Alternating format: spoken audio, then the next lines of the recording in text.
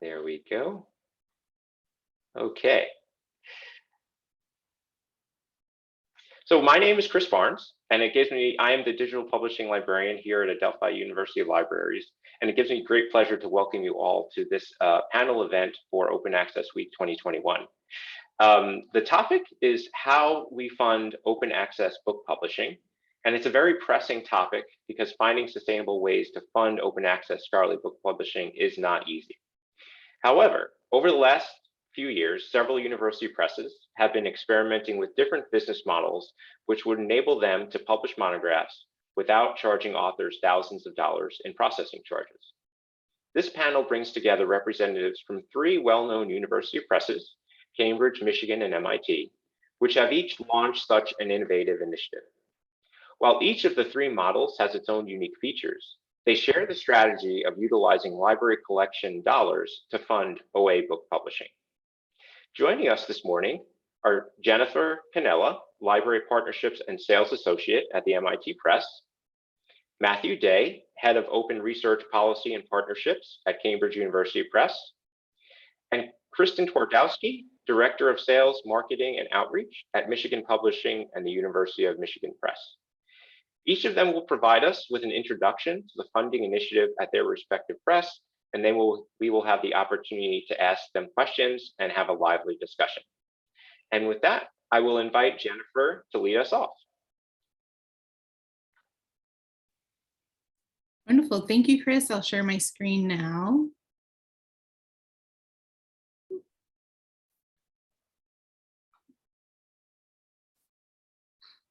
You can see that. Great. Well, thank you so much for the introduction and for the invitation to speak on the panel about Direct to Open. The MIT Press's Direct to Open was built in response to a need we saw for a greater move to open access for our monographs program, where monographs would remain central to the research. And I'm just going to quickly say, Jennifer, we can only see your notes and not the presenter view. Yeah, we're looking. Sorry, I was just about to. No worries. Can you see them? Can you see my screen now? Yes, we can see your screen. Yep. Ooh. And is that the presentation? Right now we're looking at your Google Chrome, I believe. Oh, interesting. Okay, 1 second. So sorry about that.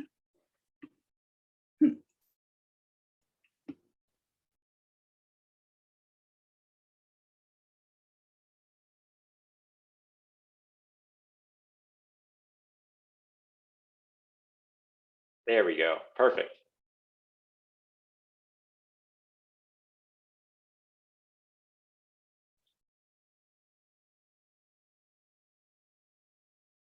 Okay, you just need to unmute now.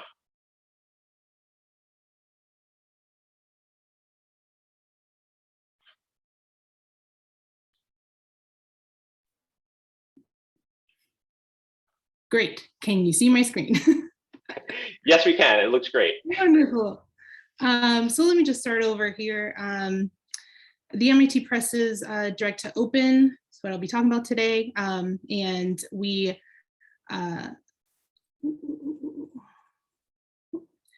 it is our monographs program where we wanted to make sure that our central that our research endeavor was made a priority, particularly with a couple of collections that we have with humanities and social sciences. But the model, in order for it to be way less challenging to sustain under more traditional market models. As a press, we had long experimented with innovative digital publishing and with topics that met on the intersection of science, technology, and society. And as a nonprofit university, we report into the MIT Press Library, the MIT Libraries, and we are part of an institution that has been forward thinking on open access. For instance, in being an early adopter of an institute-wide open access policy in 2009.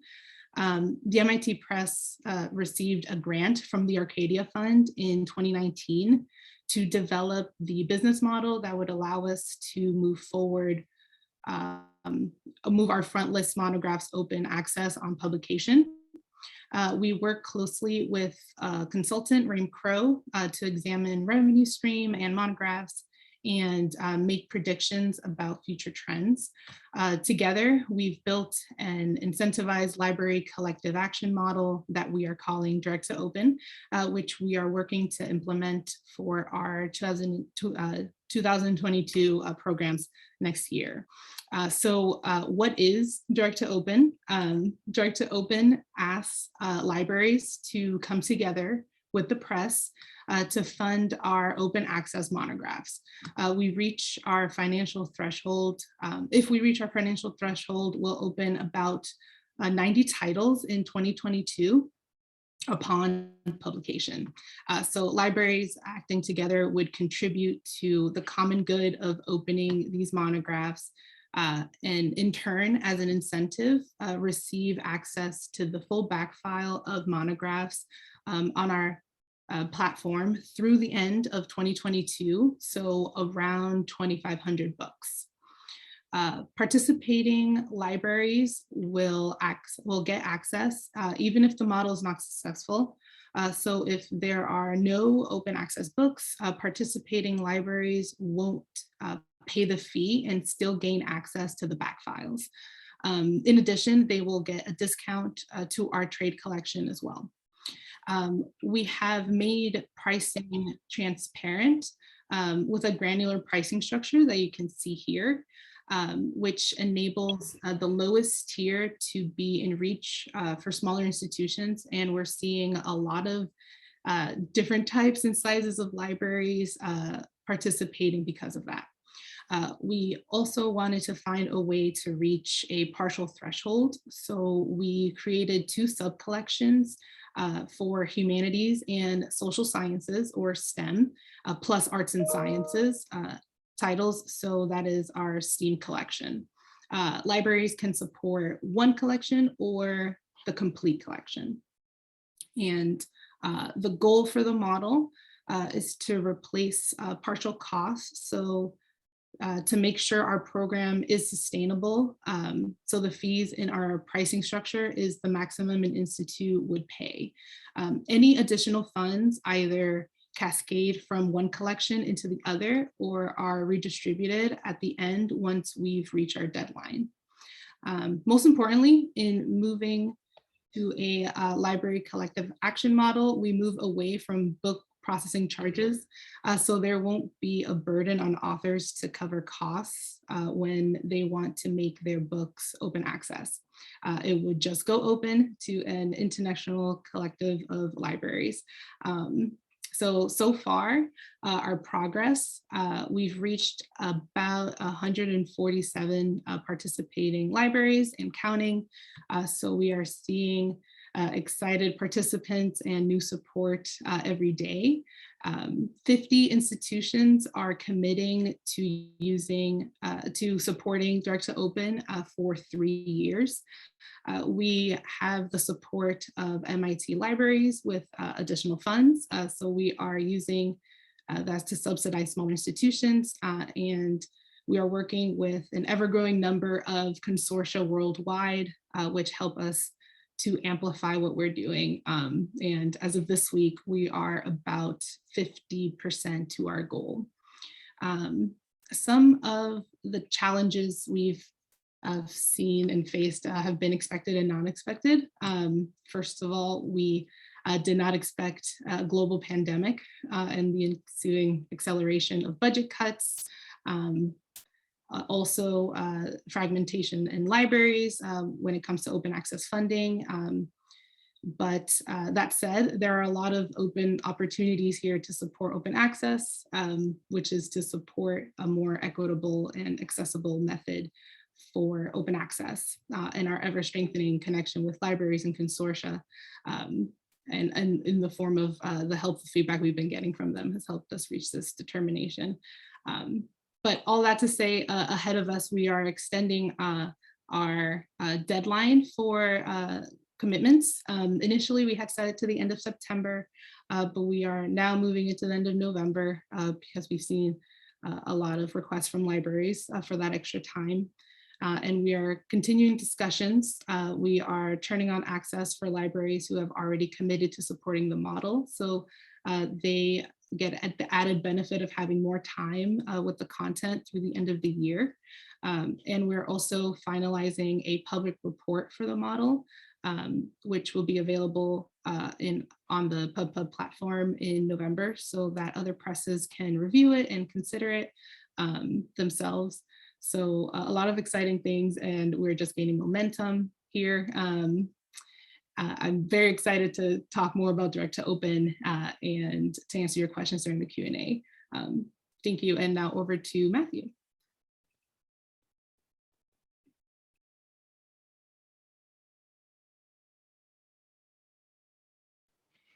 Everyone, sorry for bearing with me. Well, thank you for bearing with me while I struggled to find my mute button.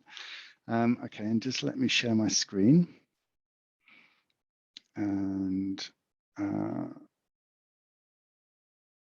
so I'm not seeing a screen share button, Chris, at the moment. Sorry, I think that's because you rejoined. Let me make you a co-host again. Okay, give it a shot now. Perfect. Great. Share screen. Okay, are you seeing my? Yep, we're seeing your presentation. Okay, let me try to make it big. Are you seeing my Zoom window as well? Yes, we can see your face and we can see your slide. But you're not, okay, you're not seeing, I can't get to the button, sorry. Okay, hang on. All right. Okay, so Chris, thanks for inviting me. It's really great to get a chance to talk to you and to also hear about some of the other programs today. I think this is a really timely topic at the moment. Books are really kind of interesting, going through an interesting transition, I think, at the moment, where we're really starting to think about how can we do open access books at high scale. So I've got, just very quickly, let me introduce you kind of to CUP and why we're doing this, and then I'll talk a little bit about the program and how it's been going for us so far. But as you know, a very old publisher, there's a huge weight of tradition and history, and the press has done its thing a certain way for many, many years, and it's been going through a huge process over the last few years to change its mindset into open research. So for most of that thinking and activity has been in journals. And books, we've done a bit of books. It's tiny. It's like just over 100 books out of around about 1,500 a year we publish have been open access. 115 books in total, right? But we have been going through a long process of trying to figure out how can we really scale up books as well, and it's been difficult. And we've done various things in the past. We've joined Knowledge Unlatched, which was one kind of community program, and I think with the growth of funder policies and the press's commitment to open research, in fact, our parent university's commitment to open research, we have to find a way to make this work at high scale in a way that's equitable. So our motivations for doing this really are that we need to experiment. It's not that there's no proven method that will work for us at the moment that where we feel that we could just jump in completely, but we need to find it, and we need to find it quite quickly, because I think funder policies are changing. We're committed to open research as well. We really need to start scaling up. And we definitely don't want to start rely too heavily on author charges, for example. APCs, as they're called in the journal world, or BPCs, book processing charges. Asking authors to find money is difficult. It's confusing. The money's not there often. It's just not a good business. It's not a good approach for us, and it certainly wouldn't be it's not something we would welcome for books. So what we're doing is trying to change as little as possible in what we've always done with books. So we published some books, and there are 28 books that are going into our pilot for Flip It Open. And we just continue selling those books as we would any other book. So print sales, digital sales. We have a thing called EBA, evidence-based acquisition, where we go to institutes and we say, how many books do you want to buy from us? And they say, 5 or whatever.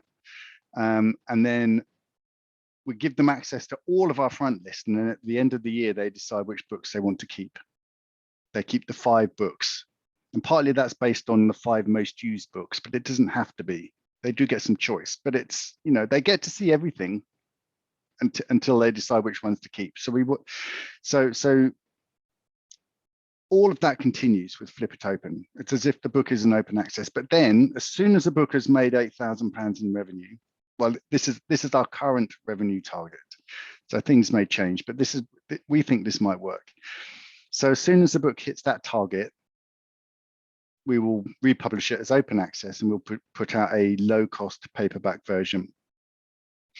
And so we're changing quite a lot on our existing business model. We're introducing a low-cost paperback, which I think we've wanted to do for a long while. So this is a way of doing that, and we're combining lots of different features of really, how can we justify making a book open access without making the book loss-making? So hopefully we will find that sales figures, people will buy the book as they've always bought it, and the books that are most used flip to open. And we've been, people have asked us, well, why are we just doing it for the, the most used books? Well, it's an interesting question, and I think one answer is really, if the wealthy institutes who are buying lots of books are finding certain books useful, then why shouldn't those books be available to everyone? So this isn't a complete. Flip It Open probably isn't a complete solution for all authors in all cases, but it may hopefully be a good case for the books that get used a lot, where there is otherwise no funding for open access. So I don't think that our whole open access books program will be purely Flip It Open in the future, but I think this hopefully will be a big core of it, a big part of it. So kind of summing that up, really, I mean, we're trying to change everything. We're changing our business models completely, you could say, but also we're not changing it at all. We're trying to make it so that no one really does anything different. The institutes don't do anything different. The book buyers don't do anything different, at least initially, until it's open access. But the authors don't do anything different. And it's not asking a philanthropic funder or someone else to pay. We're just trying to keep the institutes, well, the people that are paying already will continue paying, and hopefully there will be a lot more books open access as a result of it. So I mean, I think Open Access Week is interesting, right? Because it's a time for various people, and I think, Chris, you're clearly one of these. To come together and think about, how do we further open access, or open research is really what we're talking about these days. It's not just open access publishing; it's the bigger agenda. It's a huge culture change, and I think it's been fascinating at Cambridge University Press to see that culture change happening over the last 5 years. So I would say most of the hard work to get Flip It Open off the ground was done like 5 years ago, or started like 5 or 7 years ago, before we seriously started thinking about Flip It Open. It's that mindset of, this is good, we've got to find ways to make it work. And we've done lots of experiments. We've certainly worked with Knowledge Unlatched. Subscribe to Open is a new business model maybe some of you have heard about, particularly for journals. We couldn't see how it would work for journals, but it really made us think hard about books, really stimulated our thinking. So there's been lots of prior work into this that I think has got us to this point. And we've had lots of practical difficulties. Our workflows and processes just aren't really built for this type of publishing model, and we've been really distracted with open access journals. So we haven't had much capacity, frankly, to really change. But we can, and our systems and processes will change a lot more in the future. But we've done enough to be able to do this pilot, and we are working to be able to scale up. But I think one of the most surprising things actually is we have had to work quite hard with authors to convince them to join the pilot, and that took quite a bit of time. And our success rate was about 70%. but that probably isn't too surprising, because if you give journal authors a free choice, you just have a web page and they can click a button, OA or non-OA. It's only typically about 50% of them go for the OA way, across all authors. So some intervention, some persuasion, some engagement with authors is necessary, and we certainly had to do that with Flip It Open. So that was quite a key thing for the editors to spend time talking to authors about this. But I think these kind of projects start to have a momentum. Everyone learns as they go through it. Authors learn, editors at the publishing company learn. Everybody's learning as we go along and building up confidence. And I think so. One of the other things that Chris asked us to talk about, it was, how's it going so far?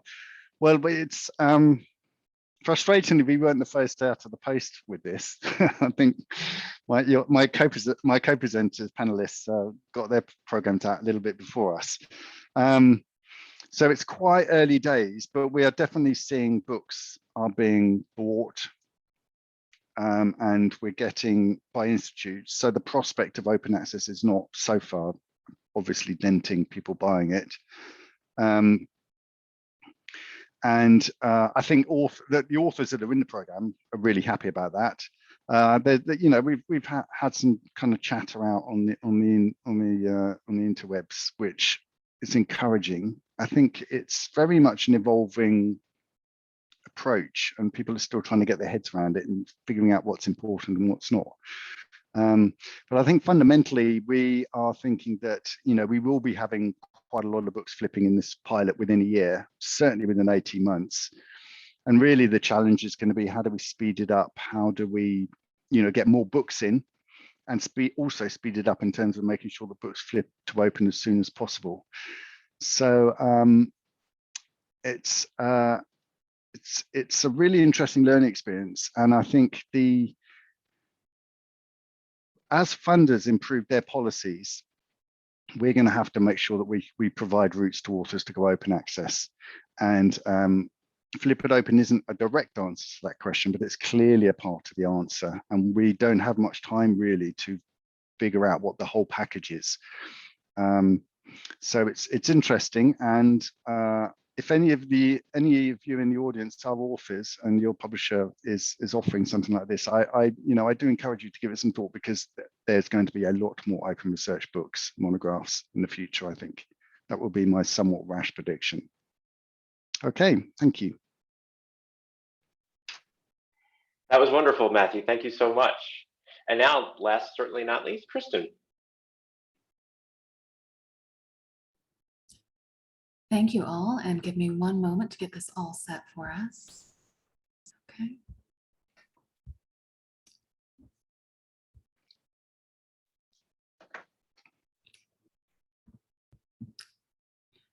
And I also apologize for the fact that you may be able to hear my neighbors mowing their lawn in the background, which is very exciting, but perhaps is not what I would have liked them to do. So we'll just have to make that work for now.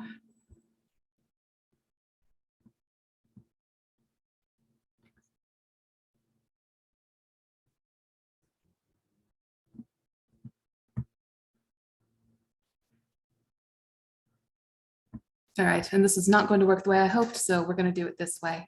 But hello, everyone. Thank you for bearing with me. And my name is Kristen Twardowski, she, her pronouns, and I am the Director of Sales, Marketing, and Outreach at Michigan Publishing. I'm so excited to be here today to talk to you more about Fund to Mission, which is our open access monograph program that we just launched a bit ago. So,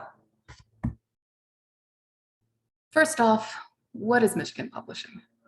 We're part of the University of Michigan Library, and Michigan Publishing itself has 3 branches. These are Deep Blue Repositories, the University of Michigan Press, and Michigan Publishing Services. Now, Deeply Repositories is our institutional repository that houses OA data sets, as well as documents that an author can choose to make open access. These can be things like theses or preprints, anything like that. The University of Michigan Press, which is the second branch and the one that you may be most familiar with, is the most traditional publishing branch of the three. It produces approximately 80 monographs a year in political science, theater and dance, classical studies, Asian studies, etc. And also publishes our regional Great Lakes imprint, as well as our English language training materials. Now, Michigan Publishing Services is a little different. So MPS was essential to the creation and management of our open source content platform called Fulcrum, which you may be familiar with. And Fulcrum houses more publishers than just University of Michigan Press. It also publishes folks like NYU Press, Lever Press, UNC Press, etc. And together, these three branches work together to bring scholarship into the world from the absolute earliest stages of the scholarly creation project to the final release of an academic project. And openness, not just in terms of content, but also in terms of the structures that host it, is a vital part of the Michigan Publishing Project. So as we've grown in our open access journey, I think we've all grown in our open access journey over the past few years, it's become really clear that open access can't just be for authors who pay, like Matt said earlier. That only reinforces the inequities in who can publish materials and in what materials have the broadest reach. So right now, we are looking at some survey responses to one of our open access titles, Coronavirus Politics, the Comparative Politics and Policy of COVID-19. And one of the really interesting things about looking at the responses to this book and seeing the map of its usage is that folks throughout the world really were able to engage with this book, even in places where we historically didn't see a lot of sales, especially not electronic sales. I know South America in particular pops out to me, with Brazil being a very high use space for this book. And I found that super interesting when preparing for this. But all that being said, so being within these three branches of Michigan Publishing and being part of this project of making scholarship more available and equitable made University of Michigan Press realize that open access really was vital to our mission as a publisher. And to that end, we had to start rethinking our Michigan ebook collection. And thus, Fund to Mission was born. So Fund to Mission, again, our open access monograph project, has two goals: maximizing access to quality information, and this is ultimately going to be by making 75% of our front list open access by the end of 2023. And the second goal is making sure that we have enough money to bring in and sustain our operations to grow our OA initiatives. We can't bring in OA content to the world if there's not money to pay the marketers and the production folks and the editors. So that's obviously a core facet. And in order to make that 75% OA number a reality, we're drawing from three funding sources. The supporting library community is one source. Author side funding where available is another source, though we never force an author to give money to publish with us. But if they happen to have grant money that they would like to provide, we will happily take it. And our third source of funding is the University of Michigan Provost Office. So they are supporting us in this project as well. Now, I talk about the transition period for the ebook collection an awful lot. And this chart on the screen shows what that means in reality. Like Matt said, transition involves changing a lot of workflows, and flipping to OA immediately just wasn't in the cards for us. But over the next 3 years, we do aim to make an increasingly large percent of the content open. So in 2021, that's this collection year, our open access goal is 20%, and we are going to hit that percentage mark. In 2022, the goal is 50%. And in 2023, we finally think we're going to have enough workflows in place and things will have shifted enough that we can hit that 75% open access number. Now, delving briefly into what library support looks like for this transition, I've shown a way too busy chart on the screen.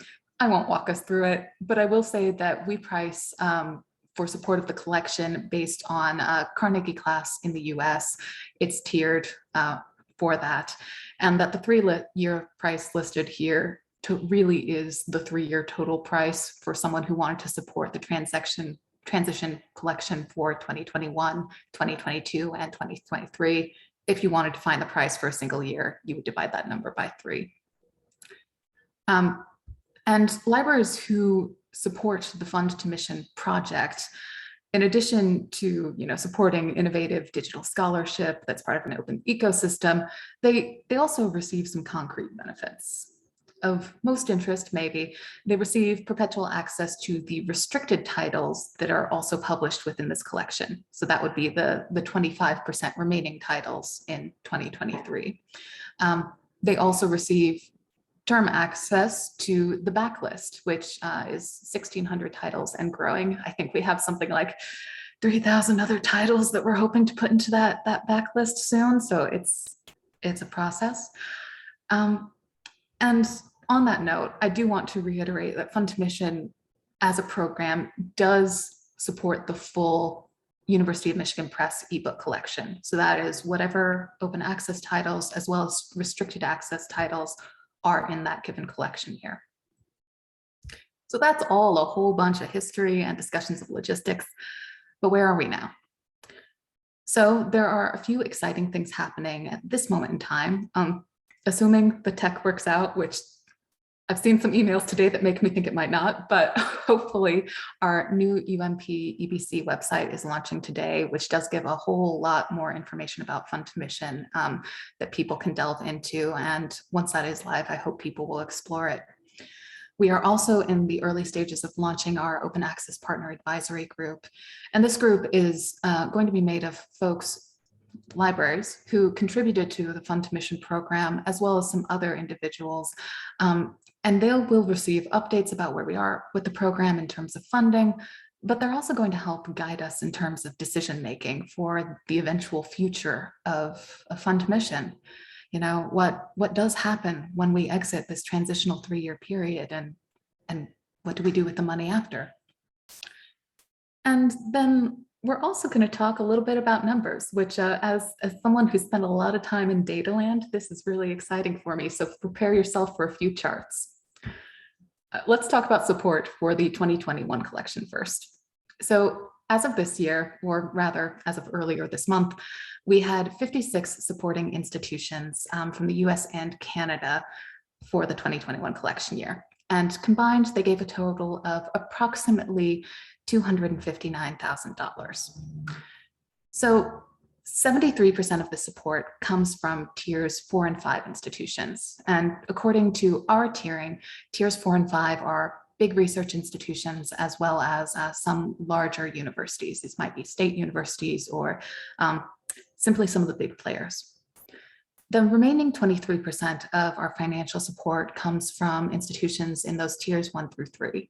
So these might be community colleges, specialist institutions, liberal arts schools, etc. And honestly, it's been really rewarding to see support come from all of the tiers, since the idea that open access could only be, that only the big schools could participate in open access seems to be replicating some of the inequities that we're trying to avoid. So I've really enjoyed seeing the spread of support we've received. So on the surface, $259,000 seems like an excellent start, and it absolutely is. But the reality is that after fees, 15% to the Fulcrum platform itself, and 15% to our consortial partner, Lyrasis, who's helping us with some sales and admin things on the back end, royalties on restricted content as well, we only actually keep about 70% of this money to reinvest in our open access program. So of $260,000, we keep approximately $180,000 of that. So what happens to that money? In 2020, we worked with consultant Kimberly Schmelzinger to do a detailed analysis of just the press's specialist monograph program, so those 80 titles. The total cost of producing 80 books a year for us came to $1.65 million. Now, using the 2022 collection as an example, let's talk about what it means for Michigan to get to that 1.65 million number. For 2022, we aim to publish at least 80 monographs, 50% open access, 50% restricted, with a goal of us keeping $250,000 from libraries to go to that collection. But keeping 250 means we need to make more than 250. And that works out to actually be about 400,000 in gross funding from libraries. So you can tell I got too into the numbers, but assuming we bring in that 400,000, here's what happens to the money. That 15% from Lyrasis is broken out, the 15% platform fee is broken out, and already we're down to $280,000. Now, since the OA and restricted titles are evenly split 50-50 for the 2022 collection year, we get to do easy math. 140 we automatically get to keep and reinvest. And then for the restricted titles of their 140,000, we have to make sure that we pay royalties out to the authors. I put 5% here for royalties out of that amount. Royalties are a little wigglier than that, but 5% gets us where we need to be. So combined with the amount of OA funding we get to keep and the amount of restricted title funding we get to keep, we would have approximately a net revenue of $273,000 to reinvest in the program, which helps us achieve that 1.65 million split, especially if you account for the money coming from our provost and the money also coming from authors who are able to give. And so that's where we're at today and a little of what we're planning to do in the future. We've seen a really gratifying response from the library community, as I said earlier, and I am incredibly hopeful that this will become a sustainable open access program on an open source platform, and that it could be a model for something similar publishers could adopt. This has just been a short overview, so if you want to learn more, obviously always follow us on social media, check out the website to see licenses, pricing, and title list. And honestly, if you want to talk more about Fund to Mission, it's a busy open access week. We're doing a live Twitter space later this afternoon, so join me. Ask me any question that pops in your head if we don't have time during Q&A today. That's at 1 p.m. Eastern. And feel free to email me as well. That's on the screen at ktwardow@umich.edu. Thanks, everyone. Looking forward to Q&A. Thank you so much, Kristen, and thank you to all of our presenters. That was really fantastic. It was wonderful to see them side by side and to think through, hear all of the obstacles encountered and how it's been going. I have loads of questions. I would encourage folks to either put their question in the chat or raise your hand, and we can call on you and unmute, and you can ask verbally. And I'd just like to start us off. This question is particularly for Matthew, but also for all of the presenters. Matthew, you mentioned that, and this really stuck out to me, only 50% of authors, if given the option, will choose the open access route. And so you were talking about like the conversations that are often had with authors. I was hoping you and the other presenters could talk a bit more about what those conversations are like. What are the most common pain points for authors or questions that most often come up, things like that? Yeah, that's an interesting question. So I can't answer the question about what specifically came up with the authors for the pilot, actually. So I don't know, but I know typically what comes up with authors is, sorry, just to quickly say, the 50% is like the take up of our read and publish deals for journals, where we're just going to authors, at an institution and saying, you can go away, check this box. So that's where you get the 50% from. But I think for book authors, they're often worried about revenues. Well, some of them, not all of them, are worried about revenues and their royalty. Some of them don't care, some of them do. They're worried about whether it means the perceptions of open access and whether that means the book's not going to be seen to be a proper book comes up. Issues around the quality of the book, I think, comes up. And there's a lot of confusion about the process. and the contracts, and that just adds more stuff for them to worry about, which is never welcome, right? And some of them just, frankly, just need to be convinced that open access, open research is a good thing. They don't necessarily see it as a good thing. They see it as a change to a system that didn't need changing. And why shouldn't people pay for good quality content? You know, those arguments still come up. So I don't know about these pilot authors, but that's the kind of stuff we deal with a lot. Yeah. That's really interesting and helpful. Kristen? Yeah, building off of what Matthew has said, I know we found it really depends on subject area and discipline, how accepted open access is and how interested authors are in publishing in that avenue. In some fields, it's just more established and they know it's good scholarship, and so they're willing to do it. And in others, it's a slow process to convince them, which I think is also part of the transition that all three of us as publishers are trying to do, is show that OA is still good scholarship. And I will say one other thing on that note, which if my train of thought never mind, my train of thought has left me. We'll just leave it at that. Very good. Jennifer? Just to add an opposing view, that we have seen a lot of author buy-in. We've seen demand for OA access books from authors, but also because we know that book processing charging fees are not in reach for a majority of authors.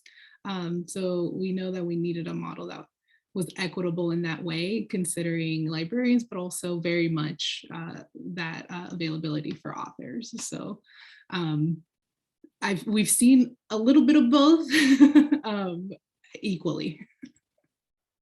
That's yeah, extremely interesting. And I see Christine also had the question about those conversations. So yeah, I would love to be a fly on the wall. And it's so hard. Those of us who are champions of OA, it's hard to imagine someone looking at it askance, but of course it happens all the time.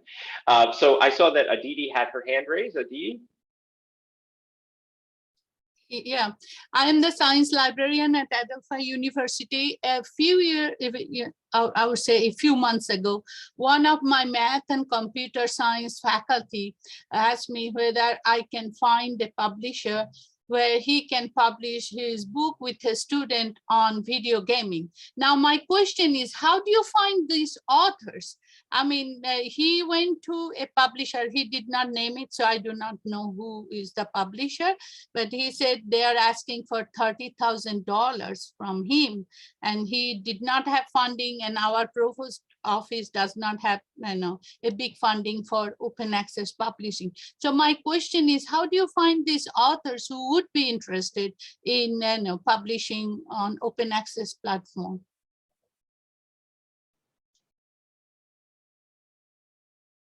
Matthew? Okay. Well, some authors come to us. They say they want to publish open access. Can we do it? And £30,000 sounds a lot, unless it's a textbook, right? So our £8,000 revenue target is for monographs, research monographs. So the people doing, because it's part of their research and it's important for them to do for their next job and career progression and stuff like that. It will be, I mean, we just don't, I don't think we've done any proper textbooks as such. I might be wrong there, but that, different types of books would need different amounts of money. But some authors come to us, but we are increasingly, reaching out to authors. We used to do it when we were working with Knowledge Unlatched, and we've done it with the Flip It Open. But authors are going to be increasingly find themselves under funder policies, particularly in Europe. That's already happening. I would imagine it will happen in the US, and authors won't really have much of a choice. They'll have to do it. And it'll be a question of like finding a publisher that's willing to do it on terms that they like and can agree to. Mm-hmm. So if I have a faculty next time, can I recommend your name, to them to reach you, three of you, so to check with you whether you will be willing to publish their books, even if it's a textbook? Well, it wouldn't be me. I'm like, I don't have a great reputation for answering emails for one thing, Okay. and I don't filter book proposals for another thing. But Cambridge.org, there is there's the for authors box, and then you can find an editor. So the authors can go to our website and find editors working in the area that they're interested in. So that would be the best place to start if they don't know anyone in the editorial team already. Yeah. And I will say that at least from a Michigan perspective, we don't start by looking for an OA title. We start with a title that we want to publish and try and see how we can make it open access. And so that means if an author has money that can help us, great. And if the author doesn't have money, we're still going to make it open if it's a good fit through those other avenues of library support or something else. But short answer, yeah, if you want to give anyone my name, I'll get it where it needs to go. Oh, that's great. Okay. Oh, now you put me to shame. Now I'm saying yes. I mean, oh, right. Okay. And if I have time, I would like to ask another question, but I don't want to take all the time. Oh, sure. Go ahead, Aditi. Okay. Now I have to ask you, you are asking, to buy, your ebook collections. Now we have seen that whatever we buy now, very little percentage of our collection is used by our readers. Now, if we buy your e-collections, how do we know that everything will be used by our users? Because I get your print catalog. Three of us, three of you always send us print catalogs, and I have seen maybe one or two titles would be good fit for our science program. We are not big research universities, we have very selective titles that our students and faculty can use. So if we buy your whole ebook collections, how do we guarantee that every penny we are spending for it would be really worth it?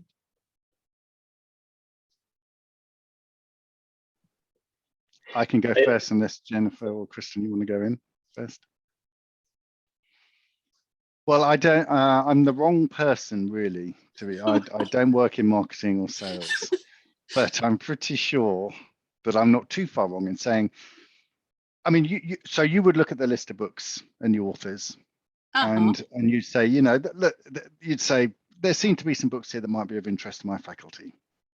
Some of them are in areas they work in. You're a reputable press. You have decent authors. We'll buy two books. But at the end of the year, you'll be able to choose which two. You don't have to choose at the start. You choose at the end of the year when you've seen which ones have been used. So now whether those books are used enough for you to feel that was good value is a whole different question. But that would affect your decision next year. So it's in our interest to give you books that your faculty want. That's my non-expert answer on that. Anyone else want to take it? Jennifer? Sure, yeah, I was going to say, since Direct to Open is a collective action model, the fee that you pay for participating funds the model.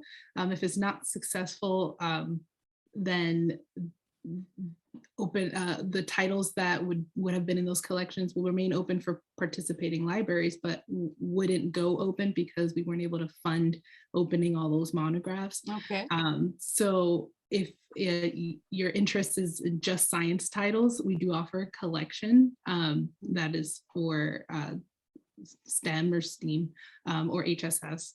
And in funding that model, you'll have access to those titles. And that's how you guarantee that what you're paying for is the collection that you're using. Does that answer your question? I mean, you have wonderful engineering program, right?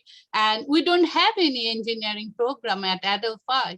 So, I see this book because, my husband is an engineering faculty and my daughter is also studying engineering. So the thing is, they may be, able to use it, not our students at Adelphi. So that's a problem, with our collection. We are very selective. We are small school, and we don't have all the programs. Where your books would be a great fit. So I have to be very selective when I look at your catalogs. I have to be very selective. But I understand your cause. If we do not support now, how we are going to get more books on web platform in the future? No, I wholly support that. But then I have to think about my budget too. Okay, thank you very much. Thank you very much. Thank you, Aditi. Yeah, we all do, right? We all have to think about our budgets, and that's why these models are so promising, because as many of you said, you're not trying to change too much. We're trying to keep the sort of some of the same workflows and the vendor payments and things like that, collection dollars. I just want to talk about something that was mentioned in the chat. Someone asked about copyright in the OA model, and Kristen mentioned that Michigan usually publishes OA with a non-commercial, non-derivatives license. And so the answer to the first question about who owns the copyright under OA is the author. The author retains the copyright under an open access publication agreement. There's no copyright transfer. But I was wondering if you could all speak to the licensing considerations that you have dealt with, and if you have restricted at all what kinds of licenses your authors can choose from. Well, I'll start us off just because I put the NCND in the chat, and that is that we do try and restrict commercial reuse of it, at least outside of our auspices, just because at this stage, if we're making something open access, we would like it to be open access. One thing that we do have conversations with authors about is often retaining foreign language rights, and if those are potentially sold or not, because foreign language is an area where you can say, well, just anyone can translate it, it's open access, why not? But similarly, we do want some degree of control over the quality, because part of our movement to publish open access is that it is quality that we stand behind, and we want the translations to be just as good as the original language content.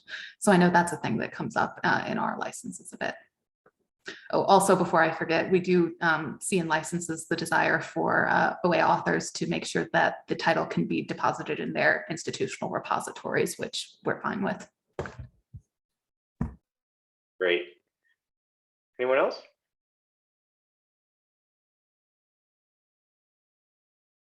Oh, sorry, fumbling for the mute again. Yeah, I mean, licensing is interesting, and it is worth. I mean, it's for most people, it's extremely boring and extremely confusing. And honestly, I don't think anyone truly understands this, and I think it is still a bit of an open question in the future about licensing. I mean, yes, as Kristen says, and you say, Chris, authors keep copyright. That's just a fundamental principle of open research these days, and good publishing, good author relations.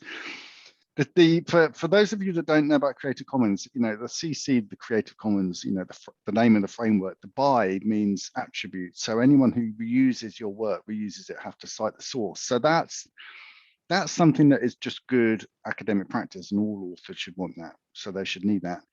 The NC, the non-commercial bit, we do use that for a lot of our books where we're reliant on print sales, because it stops someone else coming along and printing the book and selling it cheaper than we could afford to, because they haven't had to do everything else. The ND is the interesting thing, where I think we could see most movement. The ND is no derivatives. People can't come along and change it. And there's a bit of a tension between what authors want, particularly in the humanities, which is, I've written a book, I've got my statements, my blood and my soul is in this book, and no one's going to come along and twist my words and change them. And so a lot of humanities researchers feel very strongly about that. It's not fun. The open research movement, as seen from a funder and a government perspective, is that the whole point of open research is that we're paying for the research for the benefit of society, and that means society has to come along and take it and reuse it and build on it and do what they want with it. So there is a bit of a tension between the wishes of the author and the wishes of the funder. and CC licenses don't necessarily address those tensions particularly well. So there's a lot of confusion, and I would say to anyone on the call who has to think about these is don't be embarrassed if it's confusing, because it seems simple superficially and it's not really. Thank you. That was great. Jennifer, anything to add about MIT's process?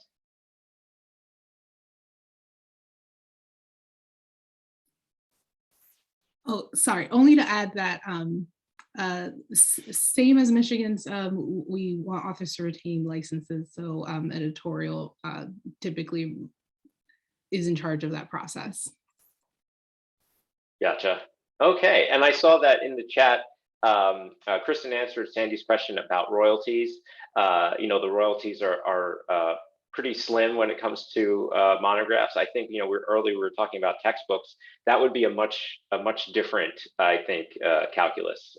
Whether, you know, a textbook can really garner a lot of money for its copyright holders. So that might be a different conversation. But we are at the top of the hour, 10:59, and this has been an absolutely wonderful conversation.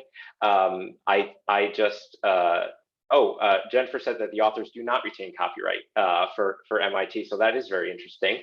And so this, I hope, will be just the start of many of these kinds of conversations where we all learn from one another about these different funding models for a sustainable future. And with that, I would just like to thank Matthew and Jennifer and Kristen for being here today, and for all of our attendees. Thank you for joining us, and I hope you have a wonderful rest of your open access week. Have a great day.